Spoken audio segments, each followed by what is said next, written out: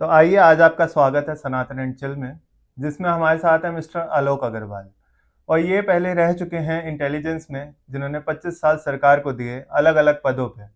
आज हम बात करेंगे जो पहलगाम में इंसिडेंट हुआ कश्मीर में, जो बहुत ही दर्दनाक था। इसके हम कुछ चित्र आपको दिखा रहे हैं, पहले आप वो देखिए, फिर हम इस बारे में बात करेंगे। ओए था कोई दिसता जहांगीर तो यार बिहारियां पीछे जुलदे यार तू मौत ही कश्मीर दी गेंद है।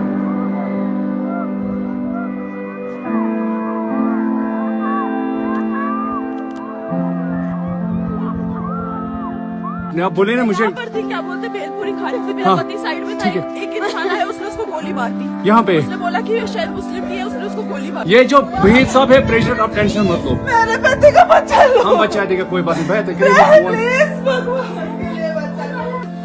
Please ask for help, we don't need. Okay, don't worry, don't worry. You okay? You need a water, sir? Sir deal manage, Huh? Ask for help. Okay, you first you give the hands water, drop of water, take a drop of water, sir, please. Please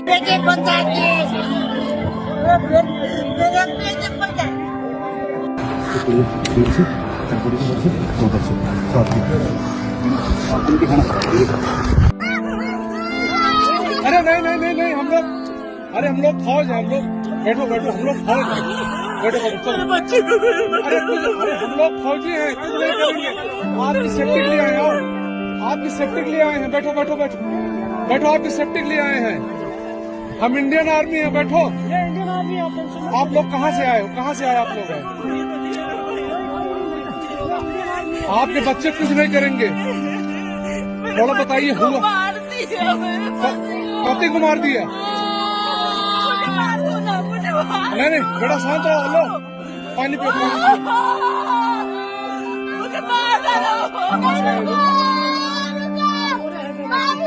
Hyderabad से? अरे साथ में आपके हैदराबाद के हैं?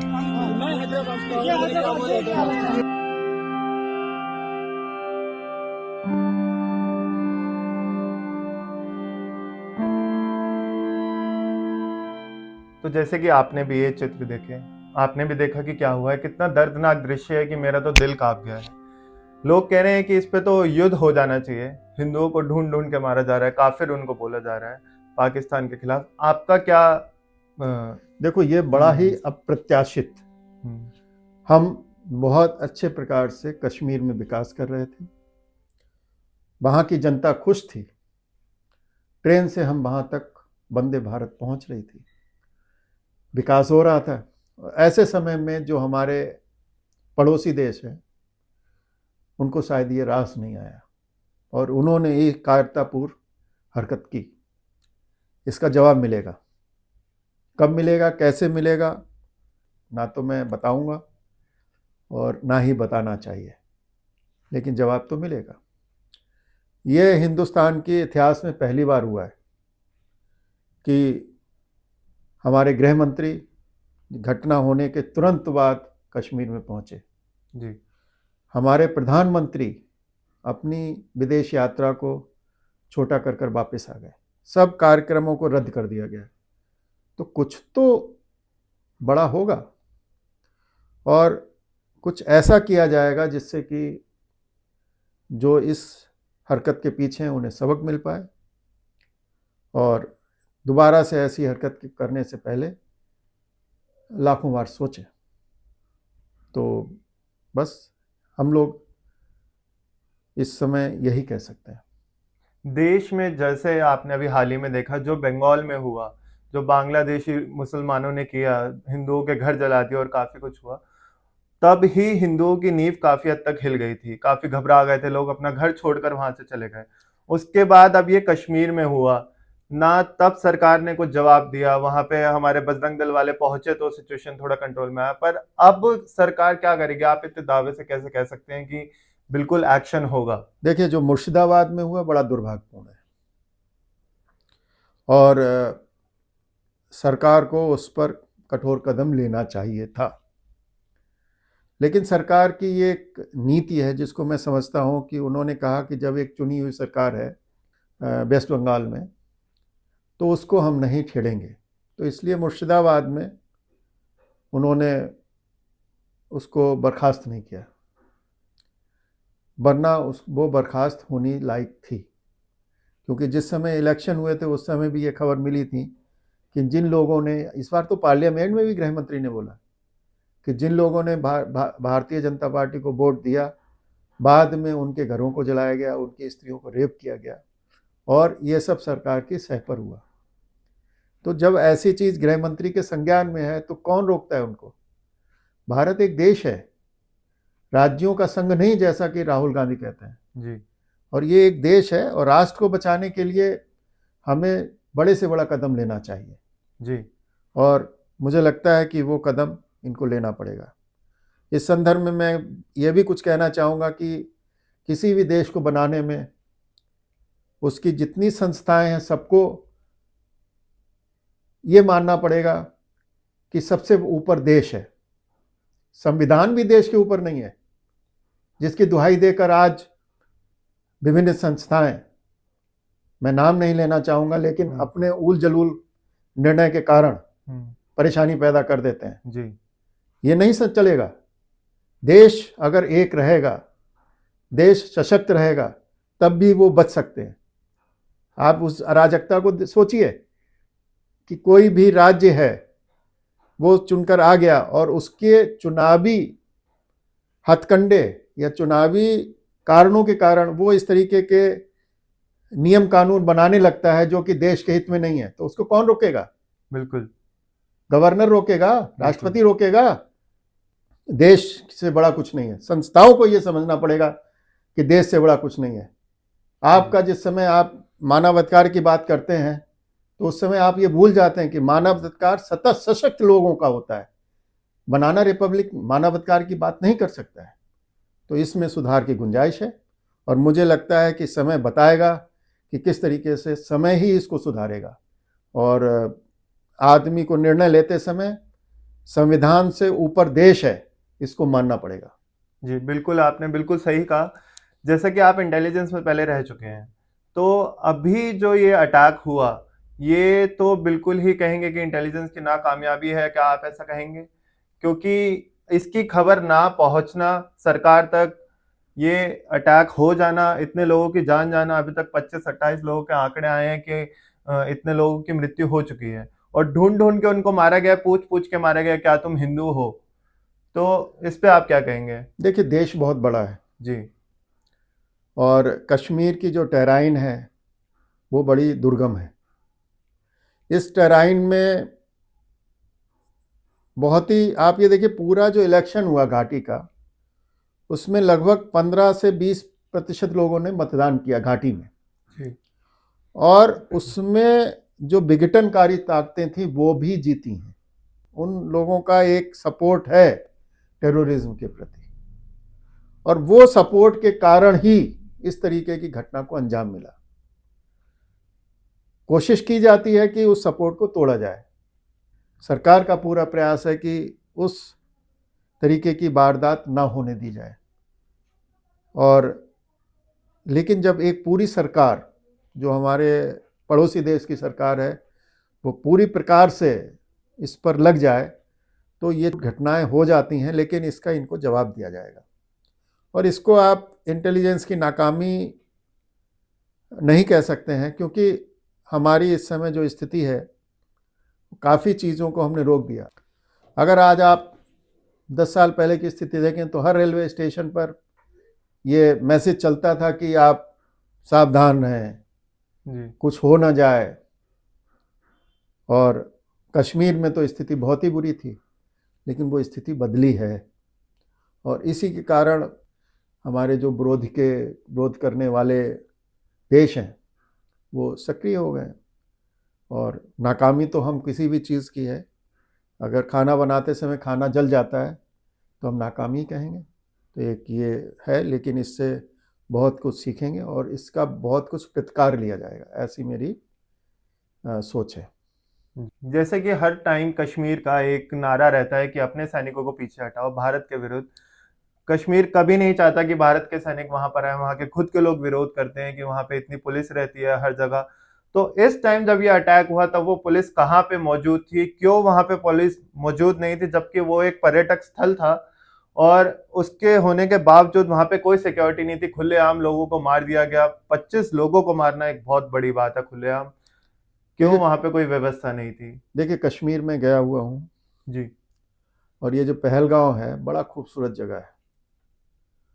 और पहलगांव के ऊपर होता है सोनमर्ग, किलनमर्ग। तो उसी प्रकार से ये बेताब घाटी कहलाती है, जहाँ पर कि बेताब पिक्चर की शूटिंग हुई थी। तो इस तरीके की बहुत सारी जगहें हैं, और नॉर्मली ये केवल टूरिस्ट प्लेस है। टूरिस्ट प्लेस में जहाँ पर इतने टूरिस्ट पहुँचते हैं, वहाँ पर अधिक पुलिस वाले नहीं हो सकते, क्योंकि आप जो नॉर्मल जगह हैं, जहाँ जैसे लाल चौक है, वहाँ पर पुलिस वाले हैं। लेकिन यहाँ जो टूरिस्ट प्लेस हैं, यहाँ पर लोगों को डर पैदा होता है, तो अधिकतर पुलिस वाले लोग थोड़ा सा इन जगहों से दूर रहते हैं। लेकिन निसंदेह इस वारदात के बाद अब चौकसी बढ़ाई जाएगी, और सभी जगह जहाँ पर भी टूरिस्ट जाएंगे, टूरिस्ट रहेंगे, वहाँ पर एक सुरक्षा का पुख्ता इंतजाम किया जाएगा। हालांकि मुझे लग यह रहा है कि जिस प्रकार की ये पूरी घटना हुई और उसका कवरेज हुआ है, इसका सबसे ज़्यादा नुकसान जो होगा कश्मीरी लोगों को होगा। वहाँ पर जो टूरिस्ट जा रहे हैं, जो उनकी आय के साधन बन रहे थे, वो सब खत्म हो जाएगा, और कोई भी व्यक्ति अब जाने के पहले 2 बार सोचेगा। बिल्कुल सही आपने कहा कि जैसा कि हम लोगों ने वीडियोस में भी देखा कि वहाँ की जो लोकल जनता है वो काफी सपोर्ट कर रही थी लोगों को जो घायल हुए, उनकी फैमिलीज को। बट वही है कि एक विश्वास डगमगाने वाली बात है। ये जो आते हैं सड़क पर, ये केवल 1% 2% लोग होते हैं। जी। हमें उस समय का इंतजार है जब वहाँ की जो एक सेंटीमेंट है वो बदले, हिंदुस्तान में जो सेंटीमेंट है वो बदले। ये जो अशिक्षा दी गई है एक समुदाय को, और उस अशिक्षा में परिवर्तन नहीं कर पा रहे हैं, उनको पढ़ाया लिखाया नहीं जा रहा है, तो ये कष्ट की बात है। इसके लिए कड़े कदम उठाने चाहिए, और शिक्षा सभी के लिए उच्च प्रकार की शिक्षा होनी चाहिए, देशभक्ति की शिक्षा होनी चाहिए। ये जो धर्म जिसमें कि कोई विकास का मार्ग ही नहीं छोड़ा है, ऐसे धर्म के पीछे हटने की बात होनी चाहिए। आप ये देखिए कि हमारा जो सनातन है जी। उसमें आप ये देखिए कभी युद्ध से परे वाली बात नहीं थी। रामायण, आज उसमें भी भगवान राम ने रावण से युद्ध किया। महाभारत, उसमें भी युद्ध था। जी। तो हम कभी युद्ध से नहीं हटे, हम अपने उसूलों के लिए अपनी जान देने वाली संस्कृति रहे। ये कुछ ऐसा हुआ है कि जो पीछे हमारी शिक्षा पद्धति रही, इसने ऐसी कोशिश की कि हम भीरू बन जाएं, कायर बन जाएं, जी। और अपना कोई एक गाल पर तमाचा मारे, दूसरा गाल आगे कर दें। ऐसी संस्कृति हमारी कभी नहीं थी। जी। ये गलत प्रकार की सोच थी, और उस सोच से हमें बाहर निकलना पड़ेगा। जी। अगर कोई एक आंख दिखाता है तो उसकी दोनों आंखों को फोड़ने की क्षमता हमें रखनी चाहिए, बिल्कुल। तभी हमारी जीत होगी। तो जैसा कि भागवत में भी श्री कृष्ण ने कहा है कि धर्म उसी की रक्षा करता है जो धर्म की रक्षा करता है। तो यहाँ पे धर्म ही खुद खतरे में खड़ा है, तो अभी उसकी रक्षा कौन कर रहा है? देखिए, धर्म क्या है? धर्म जो सबसे बड़ा है, मानवता का धर्म। जी। इस मानवता के धर्म को कोई भी नहीं हटा सकता है, और उसको रखना पड़ेगा। आप अशिक्षा देकर अपने पीछे पिछलग्गू चलने वाले लोग नहीं पैदा कर सकते हैं, जो कि एक टोपी लगा के आपके पीछे चलते रहे। जी। आप पढ़े लिखे नवयुवक पैदा कीजिए, जो कि आपकी जो नए संस्कार हैं उनके साथ चलें, जी। जो नए जीवन के मूल्य हैं उनके साथ चलें। इस प्रकार की बात को तो मुझे लगता है कि बदलना पड़ेगा, और उस बदलाव के लिए अगर प्यार से नहीं होगा तो कठोर कदम भी लेने पड़े, तब भी हमको शिक्षा देनी ही पड़ेगी। बिल्कुल। एक समुदाय को आप अशिक्षित रखकर देश को कमजोर नहीं कर सकते हैं। बिल्कुल। अभी हाल ही में एक मूवी भी आई थी जिसमें दिखाया गया था कि कश्मीर में किस तरीके से पंडित फैमिलीज के साथ बर्ताव हुआ था, कैसे उनको निकाला गया था। अब फिर से ये दर्दनाक दृश्य, कैसे वहां पे रहने वाले हिंदुओं को जो अभी धीरे धीरे कंफर्टेबल हो रहे थे, या जो कश्मीर से भागकर यहाँ पे आए थे, अपने आप को मोदी राज में कंफर्टेबल, एकदम सिक्योर महसूस कर रहे थे, क्या उनका ये डर वापसी आ जाएगा? नहीं, कैसे वो अपने आप को सिक्योर? नहीं, ऐसा नहीं होगा। देखिए, ये जो 91 की और 90s की जो प्रॉब्लम थी वो इसलिए हो पाई क्योंकि सोची समझी रणनीति के तहत उन्होंने वो करने दिया। आज की सरकार कमज़ोर नहीं है। आज की जो हमारी सशक्त बल है, जो सैनिक है, वो एकदम जोश से भरा हुआ है। वो चीन को भी टक्कर दे सकता है, किसी भी पड़ोसी राज्य को टक्कर दे सकता है। तो मुझे नहीं लगता है कि वो स्थिति दोबारा आएगी और चीज़ों का परिणाम भी होता है। तो ये जो चीज़ घटना हुई ये दिल दहलाने वाली है, लेकिन इससे हम कहते हैं समुद्र मंथन के बाद विष निकलता है तो साथ साथ अमृत भी निकलता है। तो अब अमृत की प्रतीक्षा कीजिए। जी। तो अभी जैसा है कि बंगाल के दृश्य के बाद अभी बंगाल में जो हुआ उसके बाद ही लोग काफी घबरा गए थे। लोगों का कहना ये है कि सरकार जो है क्या केवल मंदिर बनाकर नदियां साफ करके ही हिंदुओं का भरोसा जीतती रहेगी या कोई सशक्त कदम उठाएगी हिंदुओं के लिए, ताकि वो इस देश में सिक्योर, अपने ही देश में रह के आज हिंदू सिक्योर फील नहीं कर रहा है। क्यों क्यों ऐसा हो रहा है कि काफिर बोल बोल के उनको मारा जा रहा है खुलेआम? देखिए, जो मुर्शिदाबाद में हुआ किसी भी तरीके से स्वीकार्य नहीं है और ये वहाँ की राज्य सरकार की नाकामी है। और अब वहाँ पर बॉर्डर सिक्योरिटी फोर्स चली गई है, सैनिक चले गए हैं, तो चीज़ें बदल जाएंगी।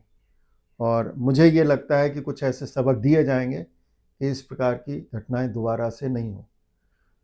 कुछ जोश में कभी कभी ये घटनाएं करते हैं जो लोग, वो भूल जाते हैं कि इनके अंजाम बहुत बुरे होते हैं। जी।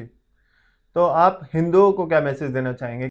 आपने एक सरकार चुनकर भेजी है और वो एक सशक्त सरकार है। किसी भी दृष्टिकोण से उसको हम ये नहीं कह सकते हैं कि वो कमज़ोर है। वो पूरे 140 करोड़ लोगों के लिए बात करती है, 140 करोड़ लोगों के लिए सुविधाएं दे रही है, सैनिक को, पूरी जो हमारी सेनाएं हैं उनको मजबूत कर रही है और हर प्रकार से हर नागरिक को सुरक्षा देने का प्रयास कर रही है। ये इस तरीके की बात ये कुछ वोट बैंक की राजनीति करने वाले लोग कर रहे हैं और उनको आपको सबक सिखाना पड़ेगा। और अगर आप जिससे कि इस प्रकार की राजनीति नहीं कर पाए। सर, हिंदू क्या, कोई भी नागरिक है उसको ये करना चाहिए। जी। इसको हम हिंदू मुसलमान में ना बांटें। हमको ये मानना पड़ेगा कि हर नागरिक को शिक्षित होना चाहिए और देश के हित के लिए काम करना चाहिए। जहाँ भी उसको ये लगे कि देश का हित नहीं है तो वहाँ पर संकीर्ण राजनीति, संकीर्ण मानसिकता के लिए उसे काम नहीं करना चाहिए।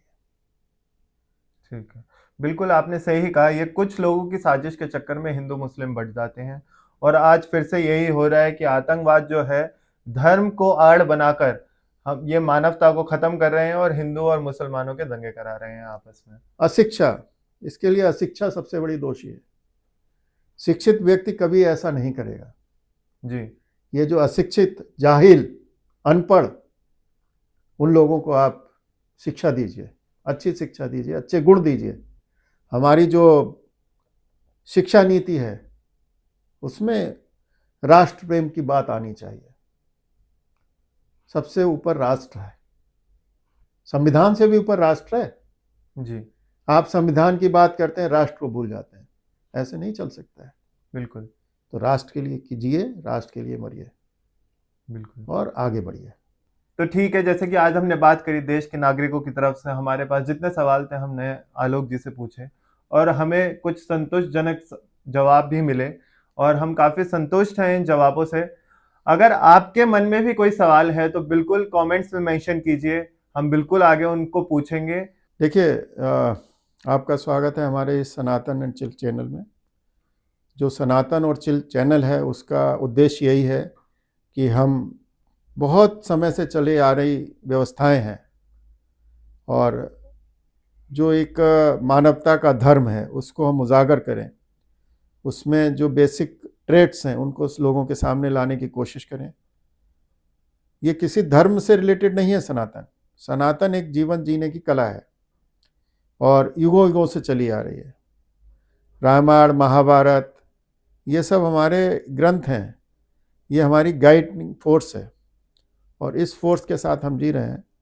आप हमारे चैनल को सब्सक्राइब कीजिए, लाइक कीजिए और बताइए कि कैसे हम आपके सवालों के जवाब दें। कोई भी सवाल हो आप पूछ सकते हैं। Thank you very much.